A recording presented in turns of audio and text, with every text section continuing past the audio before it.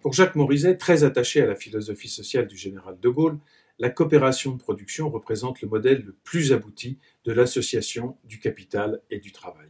Tout au long de ces mandats, avec l'équipe dirigeante, ils auront pour souci à la fois de consolider les fonds propres afin de garantir l'indépendance de la coopérative et en même temps d'élargir l'assise technique de l'entreprise afin de pérenniser les emplois. Dans le sillage de sa prise de fonction, de nouveaux marchés EDF importants se présentent pour l'entreprise et il présente la particularité d'être situé dans une zone géographique inhabituelle pour la STP2E puisque ses premiers marchés se situent en Seine-et-Marne. L'entreprise délègue 2 équipes permanentes, mais progressivement ces travaux vont gagner dans l'Est francilien et c'est la raison pour laquelle elle sera incitée à implanter un centre d'études et de travaux au moulin de Cerbonne sur le canton de Crécy-la-Chapelle.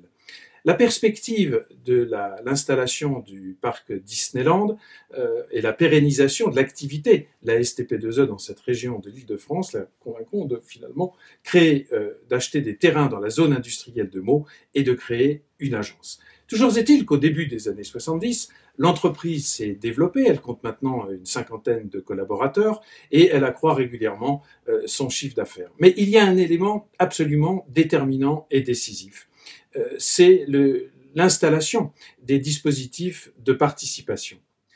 La CGScoop a négocié et signé des accords dérogatoires pour les SCOP avec le ministre des Finances de l'époque, Michel Debré. Ces accords dérogatoires présentent un triple avantage. D'abord, ils donnent la possibilité aux non-associés de participer au financement de l'entreprise via ces accords de participation. Ils ont également l'autorisation de doter les réserves en franchise d'impôt à hauteur de la répartition travail épargné et ils sont exonérés de charges sociales et fiscales. Fixé dans un premier temps à 33%, le pourcentage du bénéfice dédié à la part travail passera progressivement à 45 et 50%. Au moment où l'entreprise installe ce dispositif de participation, au moment où elle accomplit son déménagement en février 1972 dans la zone d'activité de Courtabœuf, les premiers nuages de la crise consécutive au choc pétrolier apparaissent dans le ciel de la STP2E. Une forte concurrence sur le secteur des lignes et en même temps un recul de l'activité sur les stations-service. Le temps est à la diversification. Elle se convainc de développer le secteur tertiaire industriel. Elle embauche d'ailleurs un ingénieur conseil. Elle réalise ses premiers travaux avec l'assistance publique Hôpitaux de Paris, mais elle s'inscrit également dans une dynamique de réseau en adhérant à Unicoop. Unicoop, c'est pour le réseau coopératif une manière de présenter à des clients un groupe d'entreprises couvrant tous les corps d'État.